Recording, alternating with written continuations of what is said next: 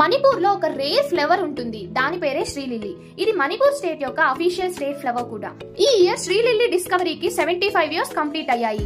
ఈ special occasion ని celebrate చేయడానికి ఉక్రుల్ డిస్ట్రిక్ట్ లో జరుగుతోంది ఈ 5th శ్రీ లిల్లీ ఫెస్టివల్. ఈ ఫెస్టివల్ ని మణిపూర్ టూరిజం డిపార్ట్మెంట్ ఆర్గనైజ్ చేస్తున్నారు.